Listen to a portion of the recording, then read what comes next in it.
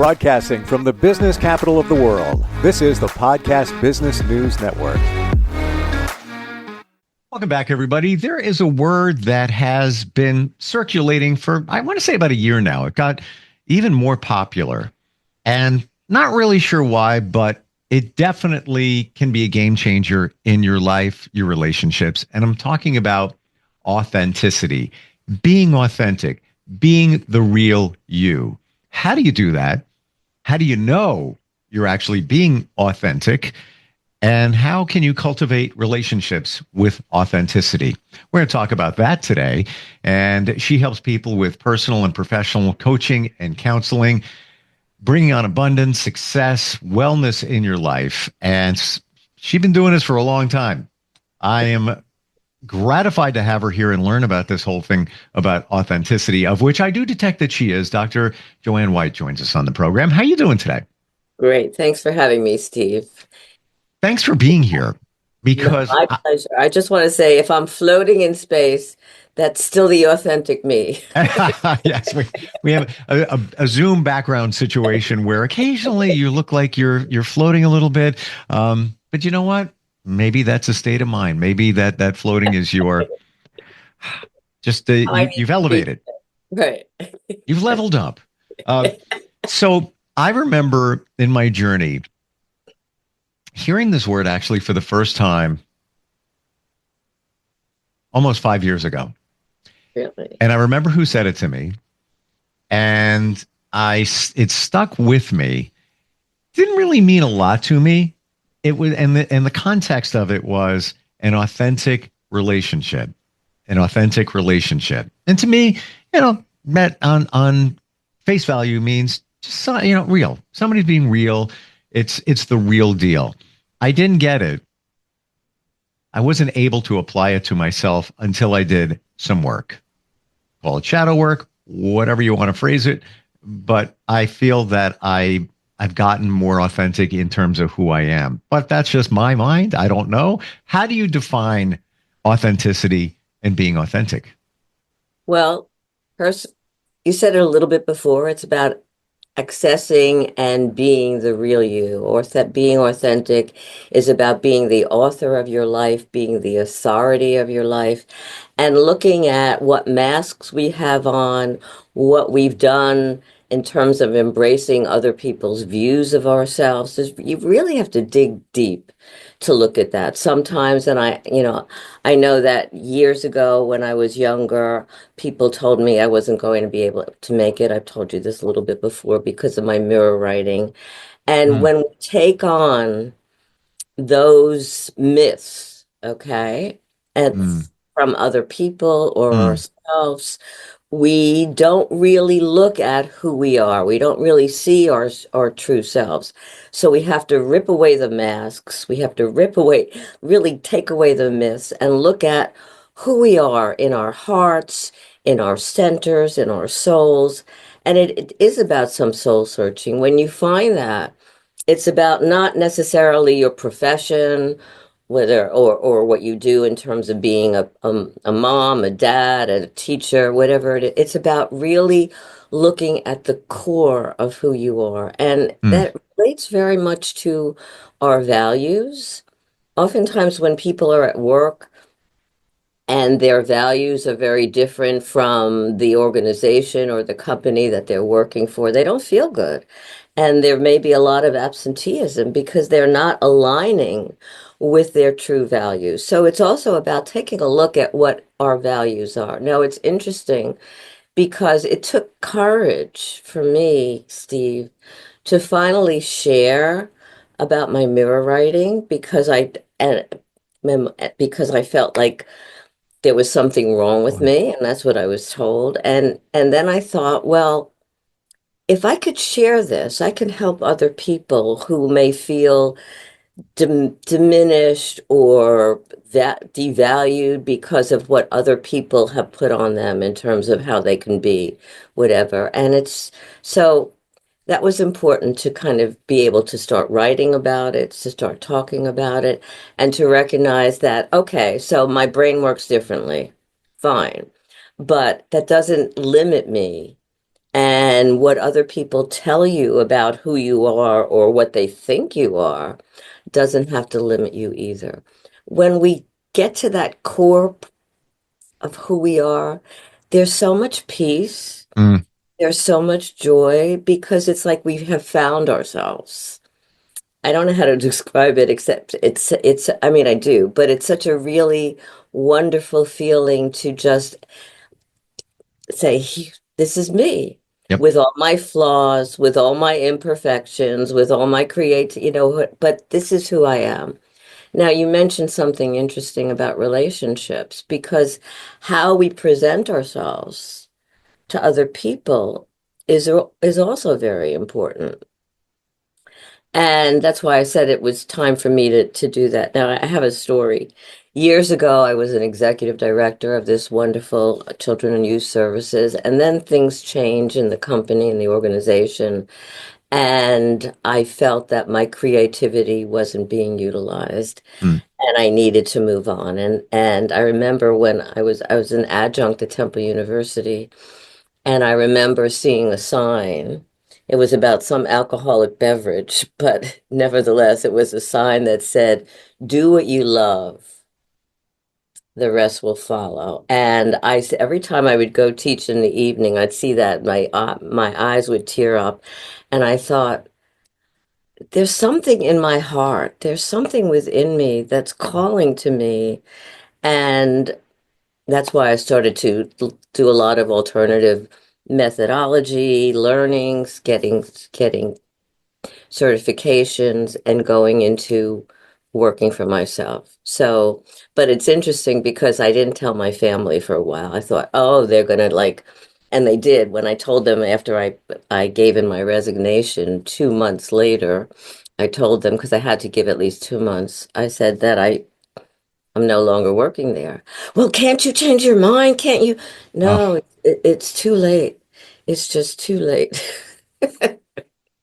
And here I am, never wow. looking back. I gotta tell you, Joanne, this has been an eye opener. No, seriously, seriously, because I never realized that when we're not being our authentic self, it can be because of the limiting beliefs. Yeah, I never looked at it that way. I just looked at it as you're not being, and I'm in a men's group.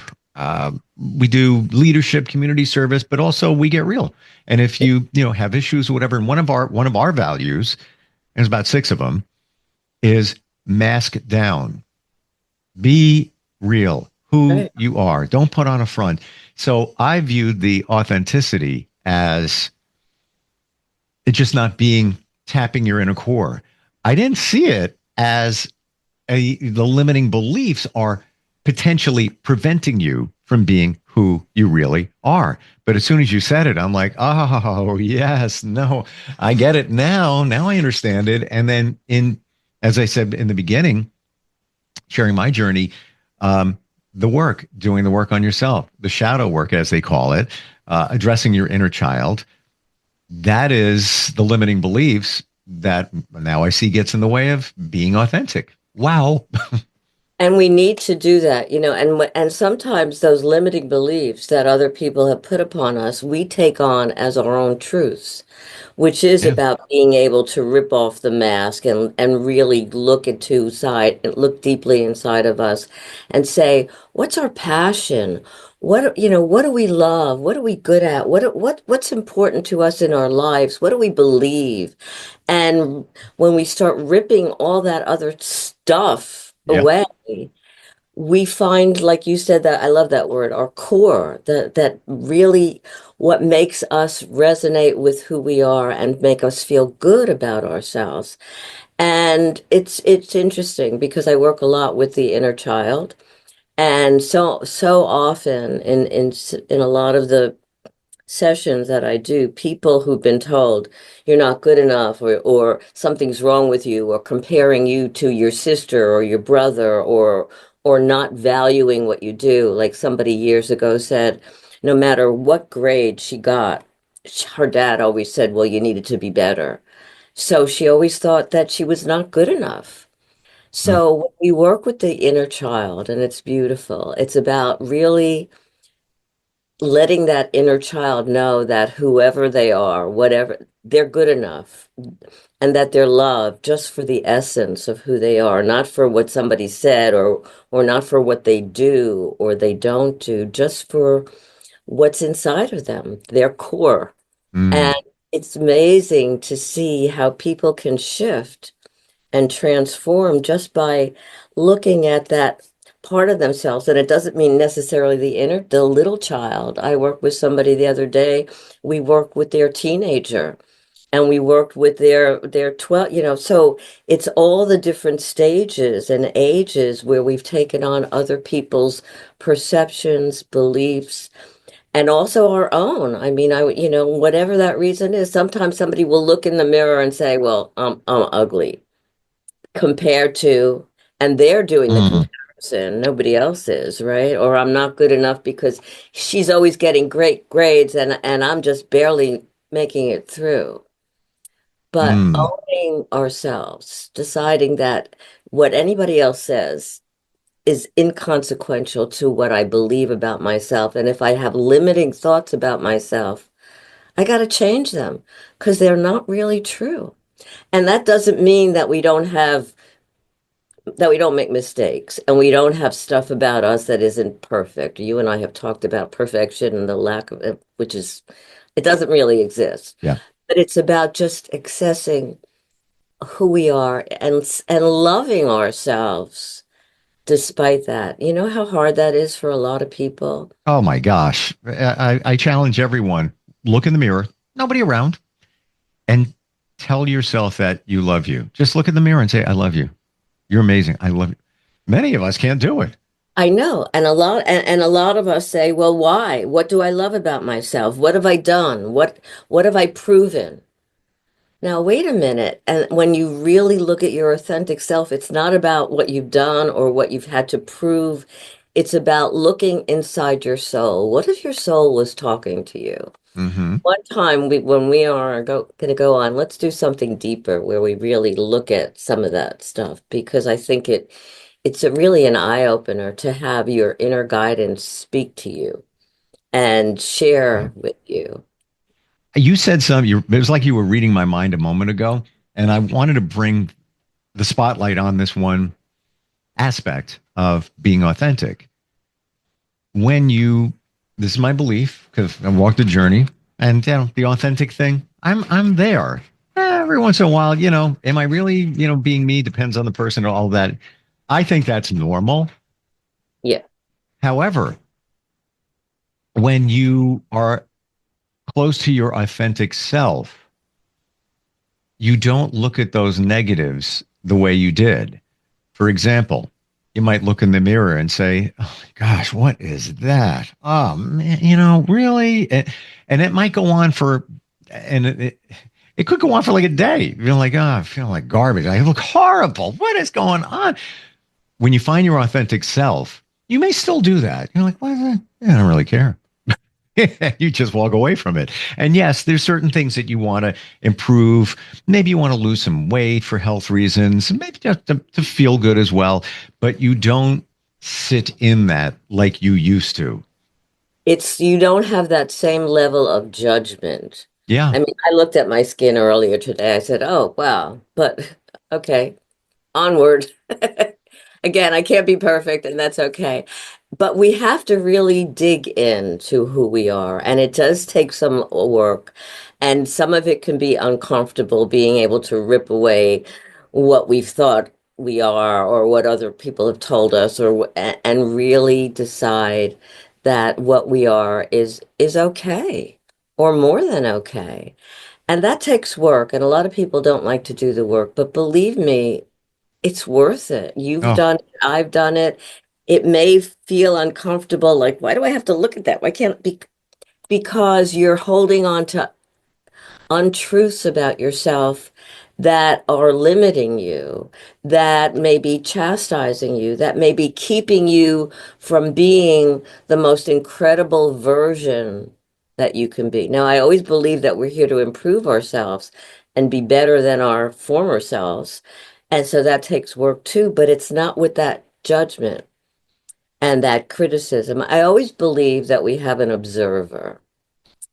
Now, it's not necessarily our higher selves, but the observer is part of us that could look at, okay, those lines that you were describing earlier and say, well, yeah, they're there. Okay, maybe I'll do some, put some cream on it or what, but Mm. I'm not going to say, oh, that's disgusting. How could you live with that? What?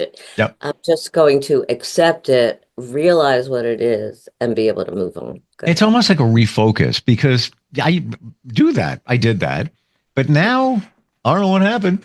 I turn it around and instead of saying, you're looking old, no, I flip it around and say, you look damn good for your age, man. Yeah. And we don't do that normally because we don't want it to be associated with this ego. This person has a big ego. But, now I embrace my age and I'm like, yeah, all right, I know other people my age, they don't look like me. Just saying. Me and my best friend, he's a year older, just going to say, and we've known each other since elementary school. And we're the same way. We kind of look at, people we graduated with, and it's like, wow, we actually look pretty good. But it's that finding that authentic self that allows you to do that and accept that. Doesn't mean you're not going to look in the mirror and see things and, but I feel that you minimize the time that you dwell on those things. How do you get there? What's And the starting point? okay, and also that you chastise yourself. Firstly, it's about looking in, seeing what your values are, seeing what you really believe in. Mm, I talk about our higher selves. That's who is really in us, who helps us get to where we need to be. So our higher selves, and when I do that work with people, it's about accessing your higher self that loves you unconditionally, mm. that sees where you were and where you are, and is helping you move forward to where you need to be and where you choose to be. So part of that is, again, letting go of the myths, letting go of the masks, and looking at what your heart's desire is too. Often the mind can take us on an incredible journey. We need our mind, but at the same time, it can be very critical based on what we're telling ourselves. And it's about, so what's your passion? What do you believe in? Mm. What's important to you? What are your truths? And that's part of what makes up our core. Where do you want to be? Who do you want, who are you? And it's not again, it's not a judgment. Now that I'm not so self-critical, and it took a long time to get there, I now have jokes with myself. Mm. I mean, which is like, oh, Joanne, you don't look the same way little funny things that just make me feel good, and it's playful and it's harmless, but it's about connecting with yourself in a positive way, feeling good about who you are, despite our imperfections, despite our mistakes, and be able to go on like you were talking about with your friend, hey, I look pretty good, for my age or whatever. Somebody asked me the other day, they said, you're still working? Like, because of my age, maybe I'm not supposed to be working, and I said, yeah, and I'll never stop. Same. Same. Um, I'm old, relatively speaking. Yeah, And but I we're agree. still talking, we're still thinking, we're still communicating, we're still laughing. Hello. Joanne, I'm only just getting started. And I really mean that. I I'm know. and like new beginnings, new everything. But this is all part of it, what we're talking about and what you help people with. Do you feel to identify your core, your values, your standards, that you should write them down, put it in front of you so you're staring it in the face? I think for a lot of people, that's a great idea to be able to see that and look at that. And also, do not, exclamation point, compare yourself to anybody else's standards, to anybody, because this is you. What's good for somebody else, what they believe, what's good for the is not necessarily what you need. And living in a culture where there is so much comparison, it's really difficult to be Mm. able to leave that and just look at, okay, who am I? So if somebody asked you, who are you, in one word, what would you say? Give me that question one more time. If somebody said to you, Steve, who are you? Just tell me one word that speaks to who you are. What would that be? Integrity. Okay. And I feel the same way. And I would also say me, which doesn't say a lot of anything. Who are you? Me. Yeah, there was a song by The Who, Age Alert, 1976, and it's called "Who Are You?" Who are you? That's it. But you know what? That's a very But that's fundamentally that's great question. right. I was going to say that's the question you need to start with because it's about, okay, who am I? I'm not what my mother told me. I'm not what my father told me. I'm not what my teachers told me. I'm, like, but who are you? What resonates with you? What feels good about you? Hmm.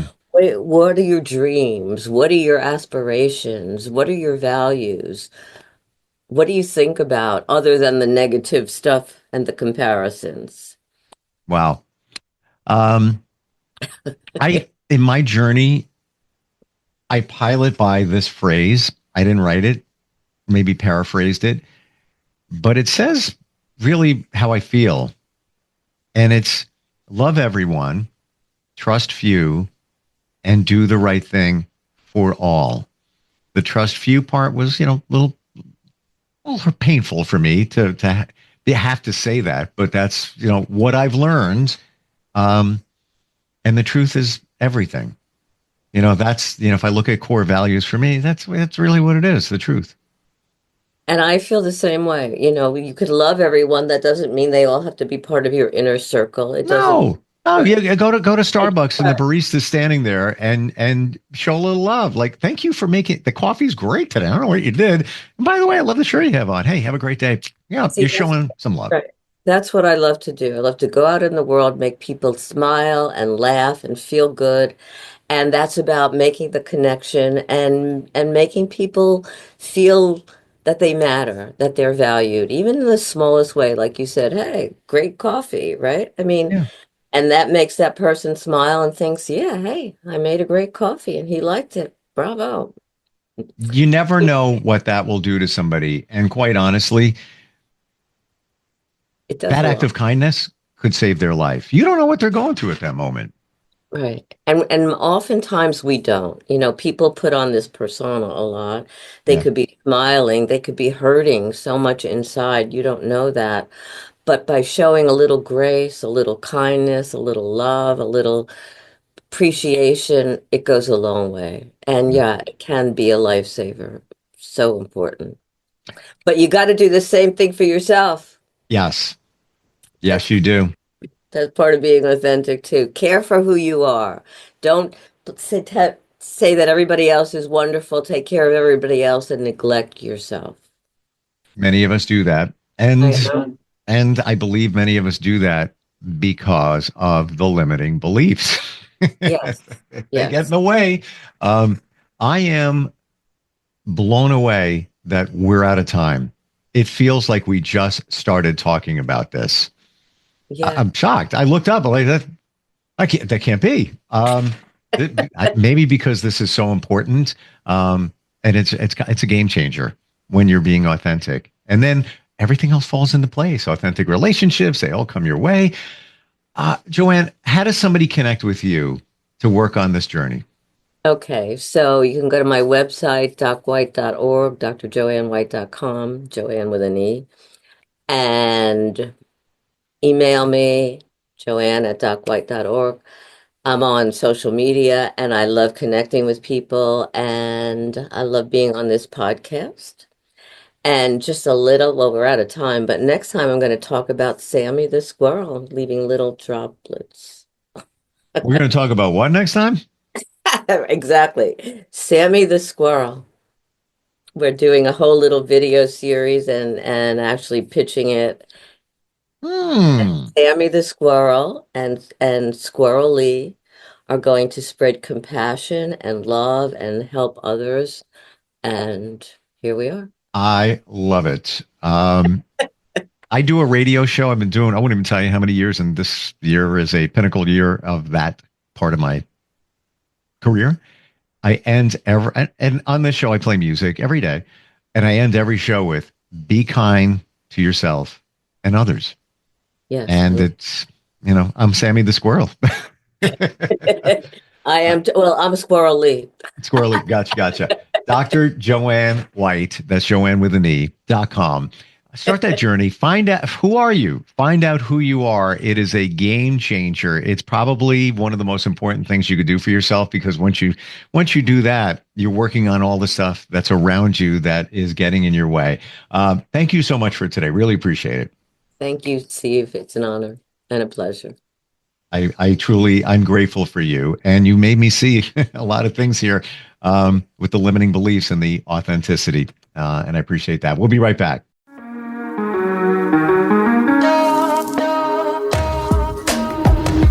Broadcasting from the business capital of the world, this is the Podcast Business News Network. Adopt US Kids presents Multiple Choice Parenting. Your daughter just had her first breakup. Do you A, put yourself in her shoes? How could he do this to you? And for Sheila, she has split ends.